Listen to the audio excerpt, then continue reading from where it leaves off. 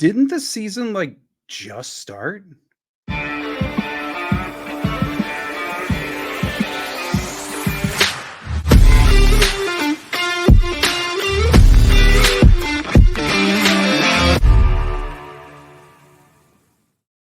What's up, everybody? Welcome to another episode of Lombardi Time Brews, where I'm your host, John Delray.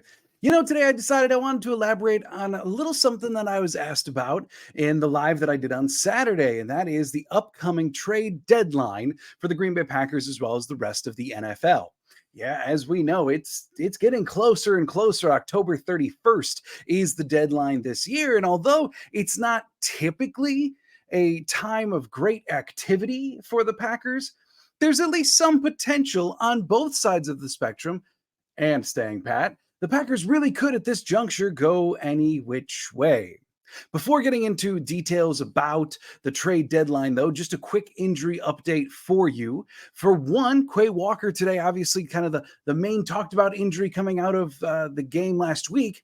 He participated predominantly with the rehab group today, although he was seen with a helmet, which is a step in the right direction. Devondre Campbell, also with the rehab group, was not spotted with a helmet. In terms of Darnell Savage, he was actually able to at least return to practice in a limited capacity. Also upcoming, the return of Eric Stokes. Looks likely that he's going to play this weekend for the first time in nearly a year. Now, of course, to get him on the roster, the Packers will have to make a roster move. So later on the week, obviously, much more injury updates to come, but today was the first day back to work following the Packers bye week. And the team, as we know, sits at 2-3. The upcoming game against the Broncos very well could determine whether this team is buyers at the deadline, and maybe not buyers in your most traditional sense, but buyers nonetheless, or sellers at the deadline. Because going against a team with a historically bad defense like the Denver Broncos have, a team that has looked downright unequivocally broken at times, and no, I'm not talking about the Packers, I'm talking about the Broncos, that game could determine which way Brian Gutekunst and company desire to go. Nonetheless, though, I think if they do make a move in terms of actually getting a player, it's not necessarily going to be a player to plug a hole right now. Any player that they acquire at the deadline could very well be someone that factors into the future plans of the organization, because this is a time for growth, transition, evaluation, whatever you want to call it. This year is that year for Green Bay in order to gear up to really be contenders in the near future. So let's take a look at a little bit of history first. Brian Gutekunst's been GM since 2018, and in that time, in-season trades have been relatively infrequent for the man at the helm. In 2018, his first season as the GM, he did make two trades. One was trading away Clinton Dix for a fourth-round pick. The other one was trading away Ty Montgomery for a seventh-round pick. Now, keep in mind, 2018, Brian Gutekunst's first year at the helm, the Green Bay Packers finished 6-9-1. That also is the year that Mike McCarthy was fired, I believe, 12 weeks into the season. So an overall losing year for Green Bay. Brian Gutekunst hasn't looked over too many of those. And this year, I think you can't really argue against it. The team is at least sitting at a losing record right now. So it's at least part of the consideration, right? In 2019, this wasn't a losing year for the Packers, but they did trade away another player, as Trevor Davis was traded for a sixth-round pick. Now, that year, they went on to be 13-3. Trevor Davis had really just kind of fallen out of favor. So what you see there is if they're going to make an in-season trade where they're trading somebody away, it probably is going to be one of two factors. One, they're in a losing season, and this player doesn't factor into their long-term plans. Or this is just straight up a player we've grown frustrated with, a la probably Trevor Davis and certainly Ty Montgomery the year prior. Now, in terms of buying, Brian Gutekunst has yet to do that in season. Really, once you get kind of like the past initial roster construction week one type stuff, Brian Gutekunst has not made a swing for the fences midseason trade, although the Packers have certainly been rumored to have attempted in recent years, most notably Chase Claypool last year, Will Fuller the years prior to that. But Brian Gutekunst never quite willing to meet the price, or in the case of last year with Claypool, willing to meet the price, but then getting beaten out by a team with just a worse record, so that the receiving team could ultimately get a better pick. If you're looking for the last time that the Green Bay Packers acquired a player at the trade deadline or even in season, you're going back to 2016 when Ted Thompson worked out a trade with the Kansas City Chiefs that acquired running back Niall Davis for a 7th-round pick. The historical precedent for Green Bay to go out and get players in season, not really there.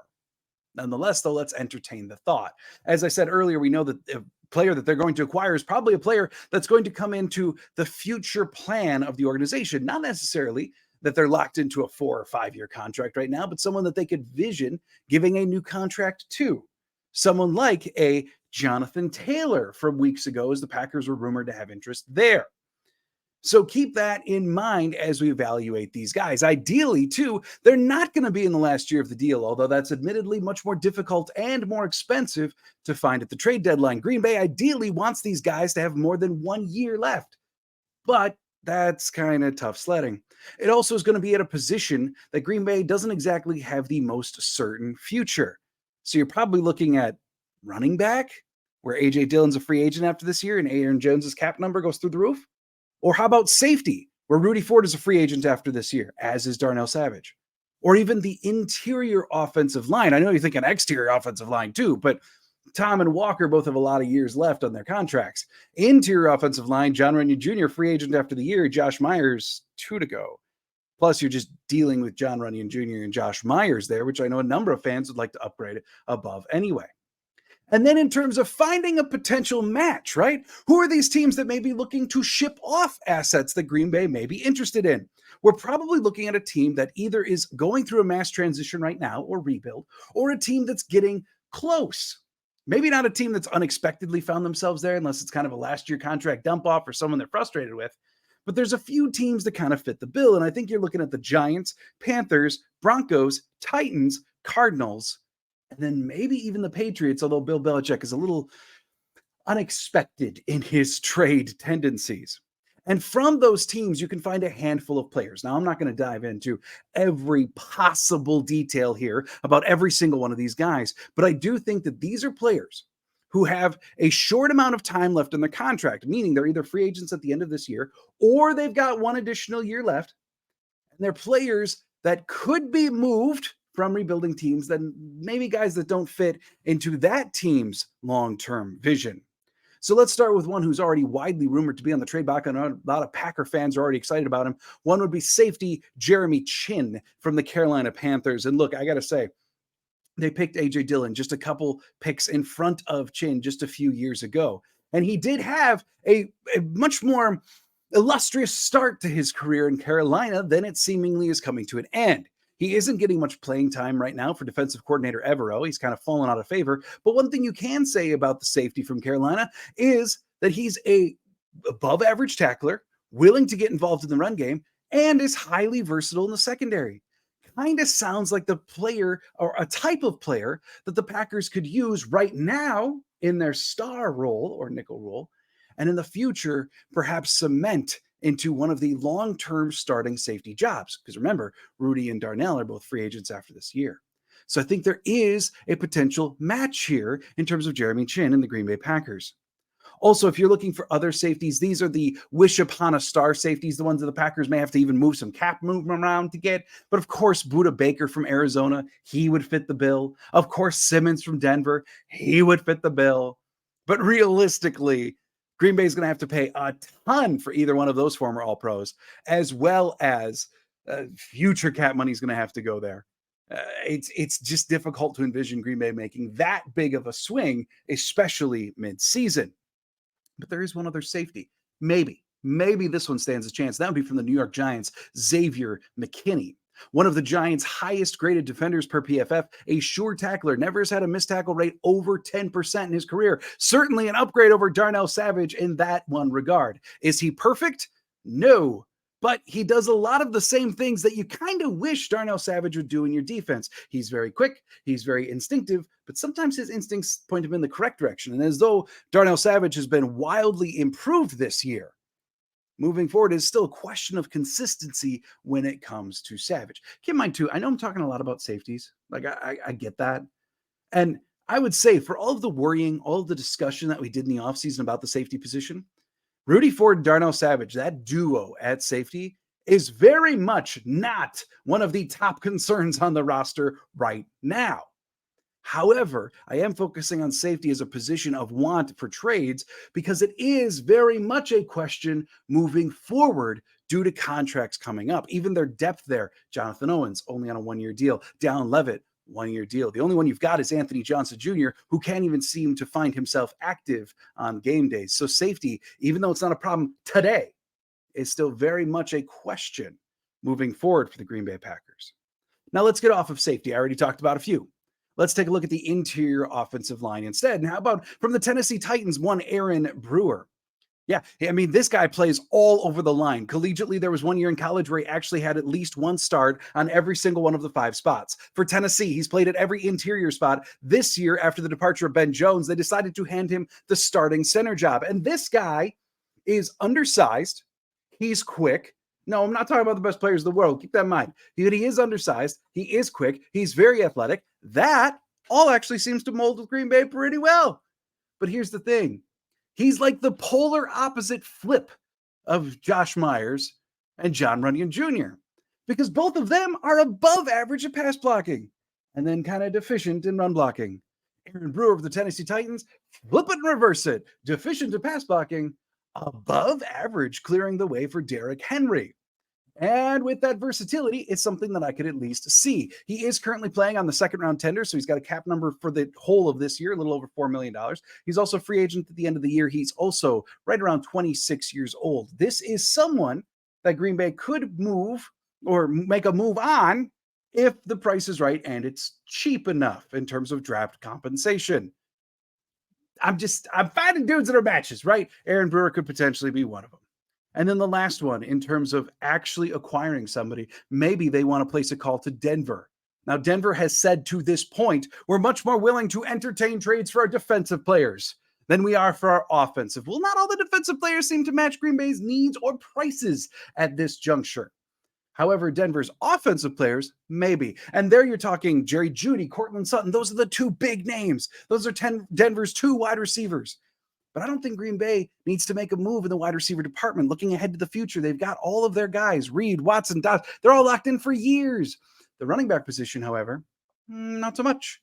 And maybe Denver would be willing to have a conversation about a running back like Javonte Williams, their starting running back, who is 1 year removed from his ACL tear, who has not exactly been a highlight reel this year as he continues to recover, or even Perrine.